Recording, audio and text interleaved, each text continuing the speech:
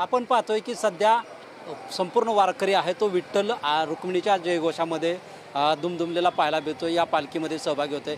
या वारीमध्ये आपल्याला अनेक वेगवेगळे जे उपक्रम आहेत ते पाहायला मिळत आहेत। आपण नुकतंच आता तुळशीपासून माळ बनवताना जे पाहिलं होतं, त्यानंतर आता आपण सध्या आहोत की ही जी आहे ती येवला पैठणी जी आहे ती या ठिकाणी बनवण्याचं काम जे सुरू आहे। रुक्मिणीसाठी खास करून ही पैठणी तयार करण्याचं काम जे आहे ते या वारीमध्ये करताना जे आपल्याला जे भक्त आहेत, विठ्ठल रुक्मिणीचे जे भक्त आहेत ते आपल्याला या ठिकाणी बनवत आहेत। गेले 2 वर्षापासून हे जे आहे ती साडी जे आहे ते बनवण्याचं काम त्यांच्या माध्यमातून केलं जातं। आपण त्यांच्याकडे जाणून घेऊया। काय सांगाल, आपलं नाव काय आणि गाव कुठलं आणि किती दिवसापासून हा उपक्रम सुरू आहे? माझं नाव नागेश सतीश दानेज, मी राहतो येवलाचा।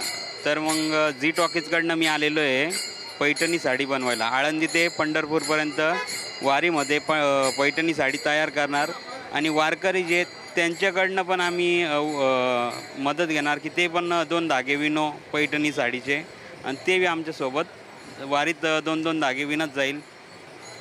साधारण किती दिवसामध्ये ही पैठणी तयार होते? ही पैठणी साडी बनवायला आपण बोलतो की 25 दिवसापर्यंत तरी लागतातच। पल्लू तेन कॉस्टली असल्यामुळे तर वेळ लागतो आणि एक धागा विणायचा या साडीचा। किती दिवसापासून हे बनवताय? कितवं वर्षापासून तुमचं आहे त्या रुक्मिणीसाठी साडीसाठी? हे 2रं वर्ष आहे आमचं। रुक्मिणी देवीसाठी आम्ही साडी बनवतो आहे जी टॉकीजकडनं।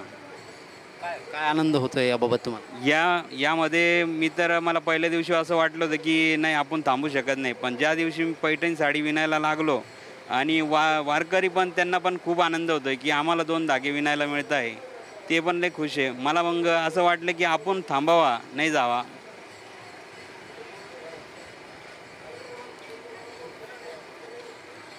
आपण पाहतोय की या ठिकाणी ही जी पैठणी आहे ते रुक्मिणी मातेसाठी बनवली जाते। साधारण ही जी पैठणी आहे बनवण्यासाठी 25 दिवस या पैठणीला तयार करण्यासाठी जातात। वारकरी येणारे देखील या दिंडीमध्ये सहभागी असतात, ते देखील हे पैठणी जे आहे ते विणण्यासाठी मदत करत असल्याचं चित्र देखील आपल्याला यावेळी पाहायला मिळत आहे।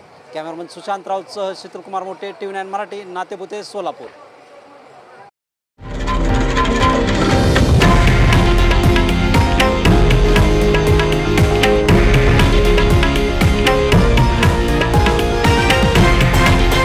हे आहे देशातील नंबर 1 न्यूज नेटवर्क आणि आपण पाहत आहात TV9 मराठी, एकमेव।